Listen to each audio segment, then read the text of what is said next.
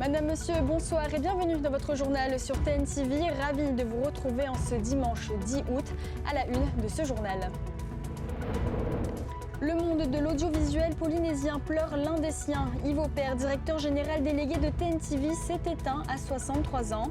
Il a marqué plus de 3 décennies de vie médiatique et institutionnelle au Whenua. Retour sur le parcours d'un homme passionné, respecté pour son exigence et son attachement à la chaîne du pays. À Motouta, les douanes passent au peigne fin les conteneurs en transit. Grâce aux renseignements et au flair des chiens, elles traquent les cargaisons suspectes. Cocaïne, ice ou encore armes à feu, comment les douanes mènent une traque qui a conduit à plusieurs saisies spectaculaires, plongées au cœur de la lutte anti-drogue. À Teahupo'o, ils veillent dans l'ombre des champions. 14 Water Patrol postés sur leur jet ski scrutent sans relâche les vagues géantes de la Lexus Tahiti Pro. Un métier où vigilance, sang-froid et maîtrise de la mer sont les seules garanties face à la puissance de l'océan. Un métier à découvrir dans notre édition. Direction Raiatea où un futur rond-point ne fait pas l'unanimité. À peine en chantier, l'aménagement divise déjà transporteurs et usagers qui redoutent une chaussée trop étroite. Un sujet qui relance la question d'éventuelles modifications avant l'ouverture.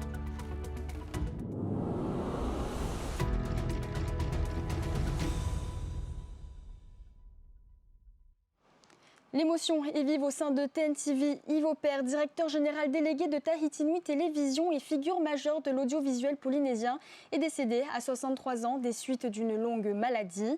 Journaliste, communicant, écrivain et homme de culture, il a façonné le paysage médiatique du Whenua pendant plus de 30 ans. Reconnu pour son exigence, sa rigueur et sa passion, il laisse un vide dans le cœur de ceux qui l'ont côtoyé, comme le rapporte Thomas Chabrol. Journaliste, écrivain, communicant, Yves Aupert aura marqué le paysage médiatique et institutionnel du Whenua pendant plus de 30 ans. Formé au droit, aux sciences politiques et à la communication, il débute sa carrière sur l'antenne de RFO en 1992. Entre 2000 et 2005, il prend un nouveau virage professionnel. Il assure le rôle de conseiller puis de chef du service de communication au gouvernement, aux côtés de Gaston Floss puis Édouard Fritsch dans les années 2010. Des personnalités politiques qui saluent aujourd'hui un stratège en communication. Yves était effectivement connu comme un communicant, c'était un professionnel, exigeant sur ses sources, à la recherche de la vérité.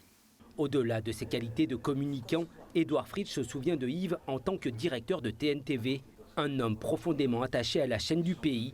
Il se rappelle notamment de son engagement pour maintenir l'entreprise à flot dans un contexte économique difficile. Yves s'est montré un vrai gestionnaire. Il a fait face à la situation difficile et là, on trouve peu de gens dans ces moments compliqués.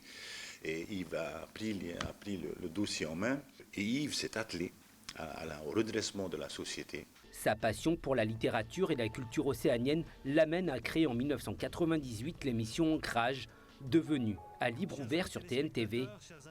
Yves Aupert portait aussi un regard très attentif sur les documentaires du Pacifique. Puis je pense qu'on a besoin aussi de documentaires qui vont à la rencontre des gens pour nous aider à comprendre au travers des vécus. Je pense qu'il faut faire évoluer le documentaire peut-être vers ça, vers une reconstitution de la mémoire et vers une découverte de la vie des gens. Au sein de la chaîne toujours, Yves s'impose comme le Whaoro du Va'a.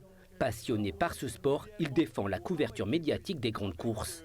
On connaît la partie technique, la partie audiovisuelle, mais les gens ne savent pas forcément que tu as été rameur et que tu as aussi fait ce Hawaii Kinui. Les trois étapes d'affilée. Oui, c'est vrai. C'était une belle époque avec RFO à l'époque, mes clubs de CSIT, USCAN, mon ami Lorenzo Marama, on a fait la dernière, j'ai fait ma dernière course en 99. Ouais. Et c'est un événement, je pense que ce sera le plus beau souvenir de ma vie et je suis heureux d'être là aujourd'hui avec nos équipes pour revivre de l'intérieur ces moments forts. Il a aussi, à un moment donné, été dans l'édition d'un magazine sur le vin. C'est des domaines où on n'attendait pas forcément et j'en discutais avec lui il y a quelques années. Je lui dis mais quel mot je t'ai piqué de lancer ce magazine. Il m'a dit écoute, figure-toi que le vin c'est une de mes passions et donc voilà. Donc quand on voit Yves, sans vouloir l'offenser, on pense pas forcément que c'est un champion de VAR, mais en tout cas c'est une de ses passions et il est allé au bout en se disant tiens si je montais un magazine sur le VAR. Donc c'est quelqu'un qui est éclectique. En 2013, l'homme de télévision revient aux affaires publiques. L'ancien président de l'Assemblée de Polynésie de 2014 à 2018, Marcel Tuiani, se souvient du rôle de l'ancien conseiller en communication dans la gestion de crise. Il sait décrire les événements, il sait anticiper les événements et donc il a toujours été de très très bons conseils au moment les plus difficiles. Voilà, où il fallait anticiper, réagir efficacement, communiquer efficacement, parce qu'il faut rassurer les uns et les autres. J'ai un événement que j'ai gardé à l'esprit, c'est le 8 mars 2018, où la population s'est soulevée, est venue manifester à l'Assemblée, rappelez-vous, lorsqu'il y avait justement la réforme sur la retraite. Depuis janvier 2024, Yves avait fait son retour à TNTV, cette fois en tant que directeur général délégué. Sa mission, l'information et les programmes dans un paysage audiovisuel en pleine mutation. Alors effectivement, c'était la rencontre de deux générations, mais deux générations qui se sont complétées et qui ont fait ce que TNTV est aujourd'hui. Aujourd'hui, il reste une figure emblématique en fait de la liberté d'expression, de la liberté tout court, de la vérité, auquel il était particulièrement attaché. C'était un érudit, il nous étonnait régulièrement mais c'est ça qu'on va garder de lui, c'est son héritage, c'est ce qu'on va défendre au quotidien avec nos équipes et nos journalistes. Dans la chaîne de la mission, Yves a écrit le dernier chapitre de sa carrière, un parcours professionnel marqué par la polyvalence et le goût du travail bien fait. L'ensemble de la rédaction de TNTV exprime aujourd'hui sa profonde tristesse et adresse ses pensées les plus proches. Au port de Papeete, les douaniers traquent sans relâche les cargaisons illicites. Renseignements, ciblage des navires et inspections minutieuses permettent de débusquer cocaïne, ice ou méthamphétamine, souvent dissimulées dans les conteneurs. Depuis mars, 3 saisies majeures ont permis d'intercepter plus de 230 kg de cocaïne et 23 kg d'ice grâce à une coopération internationale. Nos journalistes Thomas Chabrol et Here Hauteriki ont suivi une opération d'investigation des douanes. Sur le quai de commerce international, les agents des douanes traquent un ennemi, les drogues dures, de la cocaïne ou de l'ice, parfois dissimulés dans ces conteneurs. Pour mener leurs investigations, les douaniers travaillent en amont et suivent le flux des navires. Là, nous sommes sur un porte-conteneur qui est passant. Le temps d'escale est à peu près de 12 heures. Donc nous avons 12 heures pour essayer de visiter non pas forcément le plus de conteneurs possible, mais le plus de conteneurs intéressants possible. 4 conteneurs ont été débarqués pour ce contrôle. Le travail d'investigation est méthodique. Il débute par une inspection extérieure grâce au flair des chiens, puis à l'intérieur de manière plus approfondie. Dans ce conteneur réfrigéré, chargé de cartons de bananes, les agents se faufilent dans cet espace exigu. Chaque recoin est fouillé à l'aide d'une caméra endoscopique. On cherche beaucoup, on trouve peu, alors je dirais heureusement, mais également malheureusement. Mais en tout cas, les agents sont particulièrement motivés pour continuer le travail, même s'ils ne trouvent pas. Les trafiquants de drogue emploient souvent la méthode du rip-off. Les produits stupéfiants sont dissimulés en quantité transportable et placés à l'entrée d'un conteneur ou dans les coins facilement accessibles, comme derrière ces panneaux dans les moteurs de ventilation. Ah, encore un peu, vas-y. Une technique bien connue par les douaniers. Depuis 6 mois, les douanes ont réalisé 2 saisies majeures, 142 kg de cocaïne en mars, 89 kg au début du mois de juillet dans ce conteneur. Une autre saisie a marqué les esprits, 23 kg d'ice au mois de mai, cette fois destinée au marché polynésien. Résultat d'une coopération avec les douanes américaines, australiennes ou néo-zélandaises. Autre saisie, et pas des moindres, cette fois sur un voilier intercepté aux Marquises, toujours au mois de juillet. À bord, près de 2 tonnes de stupéfiants, de la cocaïne, de la méthamphétamine, mais aussi des armes. Alors il y a très peu de chance dans le travail que nous faisons. Il y a de l'expérience, de la visite, beaucoup d'acharnement, de pugnacité pour lutter contre la drogue. Les douaniers, ils savent la responsabilité qu'ils ont, qui est la leur, et ils savent que quand ils découvrent de la drogue, en fait, ils sauvent des vies. Dans ces conteneurs, des produits pharmaceutiques et du matériel médical, rien de suspect. Si les saisies sont rares à l'échelle des milliers de conteneurs transportés, chaque prise est une victoire. À l'avant-veille de la rentrée, l'effervescence gagne les rayons papeterie et les grandes surfaces du Fénois. Si certains commerces adaptent leur offre aux nouvelles méthodes d'apprentissage, pour les familles, l'équation reste la même. Tenir le budget et assurer la réussite scolaire. Reportage de Heimanou Manutei et Tauhiti Tonio Moussan. Cartables, cahiers et agenda, les familles font le plein de fournitures scolaires à la veille de la rentrée. Les magasins et les boutiques spécialisées de la zone urbaine de Papeete sont en pleine effervescence. Pour Julia, grand-mère de la jeune Aloha qui entre en classe de 5e, peu importe le prix, les conditions de la réussite avant tout. Toute une panoplie d'affaires à prendre, quoi. Voilà. Tout ça, des cahiers, des classeurs, calculatrices. Et pas n'importe quelle calculatrice. Hein. T'as vu FX 92 qui coûte dans les 6 000 et quelques. Je dirais que les fournitures, on a établi sur 15 000 francs rien que les fournitures. Un enfant. Donc là, j'en ai 3. On n'est pas passé au vestimentaire. Hein. Je vais comparer d'abord les prix et puis on ira voir aussi d'autres enseignes. Voilà.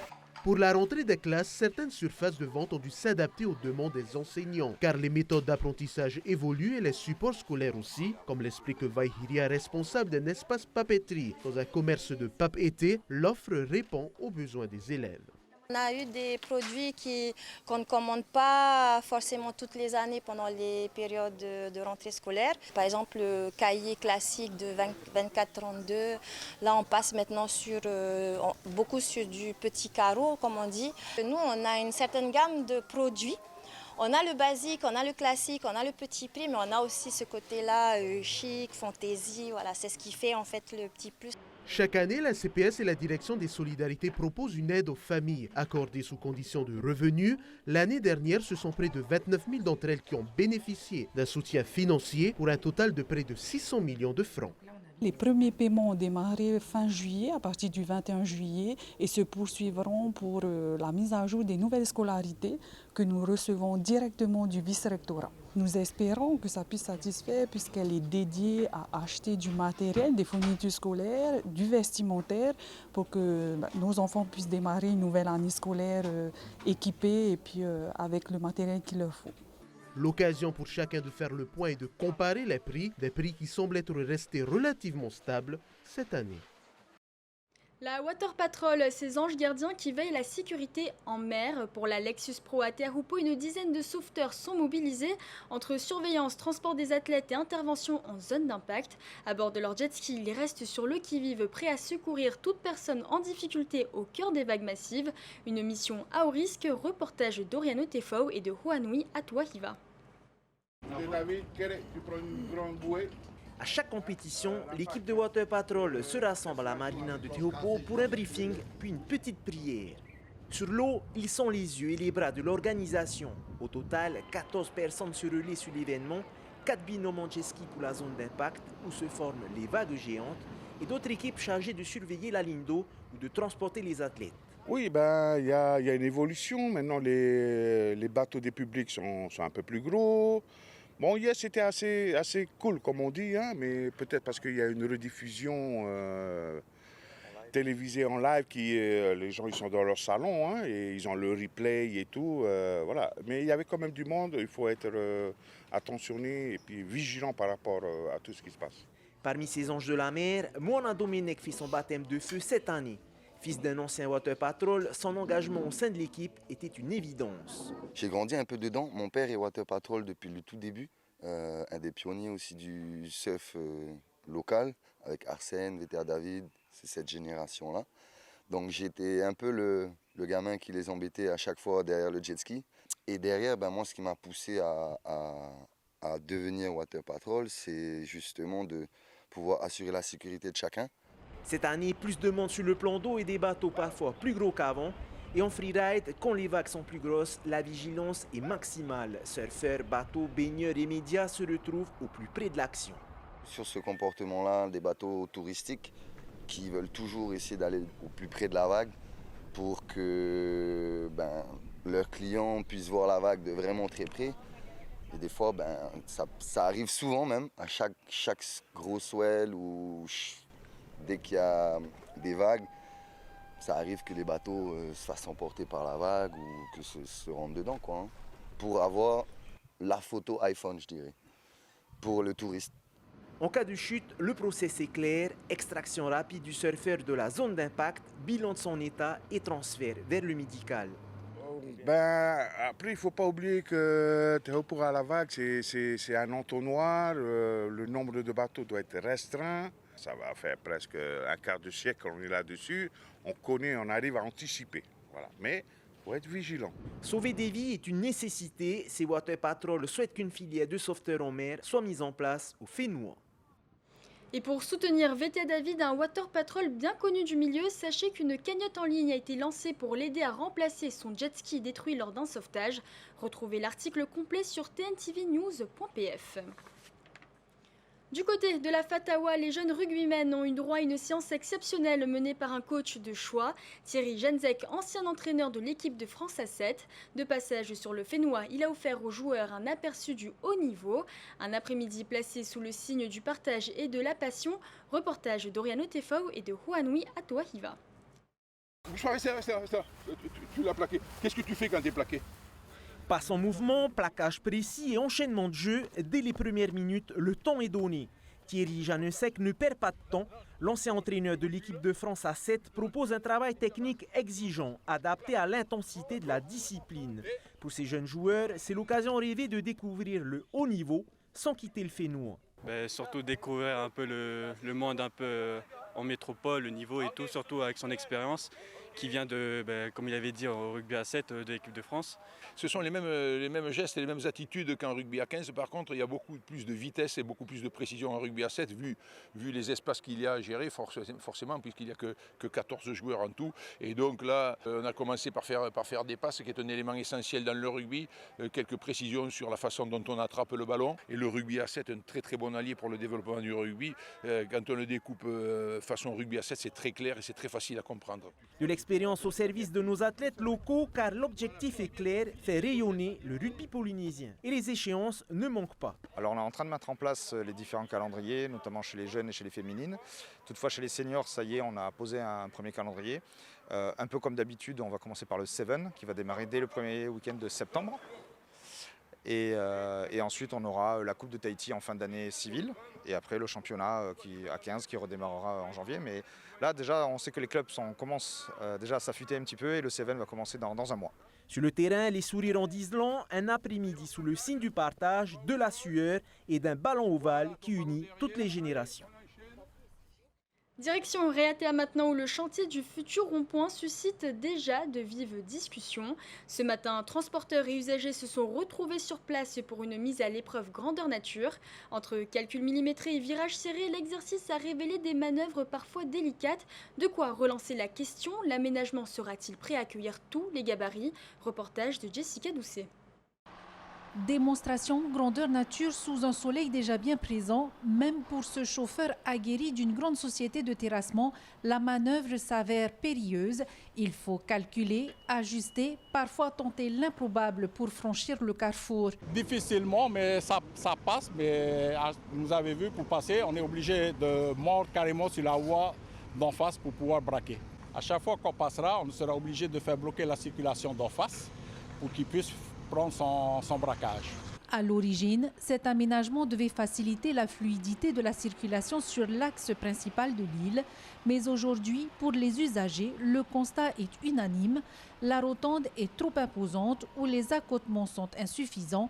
L'inquiétude grandit. A priori, d'après les derniers échos qu'on vient d'avoir, ça serait un giratoire franchissable qui pourrait peut-être résoudre le problème. Mais dans le contexte actuel, ce n'est pas le cas. À chaque fois, il faudra aller doucement, prendre son mal en patience et on n'a pas encore remorqué les gros engins. On est sur un axe routier de 20 mètres sur Taïné et on n'a pas compris pourquoi on a étranglé autant. Face à la problématique, les professionnels du secteur ne sont pas restés silencieux. En association, ils interpellent le ministère de l'Équipement, plaidant pour une adaptation rapide du projet. Selon vous, quelle serait la solution ? Ça serait d'ouvrir les 4 entrées un peu plus, c'est tout. Le giratoire central ne nous dérange pas du tout, c'est juste les accotements, si on pouvait les élargir plus loin. Donc un appel aux autorités compétentes ? Voilà, tout à fait, s'ils pouvaient revoir ce point-là. Pour l'instant, les travaux du chantier se poursuivent, mais la question demeure, faudra-t-il envisager une modification, voire un démantèlement de l'ouvrage avant son ouverture ? C'est la fin de ce journal, merci de l'avoir suivi. Tout de suite après, retrouvez votre série documentaire Une île, un artiste, suivi du film Les Figures de l'ombre. Je vous souhaite une excellente soirée sur TNTV et vous donne rendez-vous dès vendredi prochain. Très bon début de semaine à tous et bonne rentrée à tous les écoliers. Retrouvez ce journal en replay sur notre site internet et notre application mobile TNTV.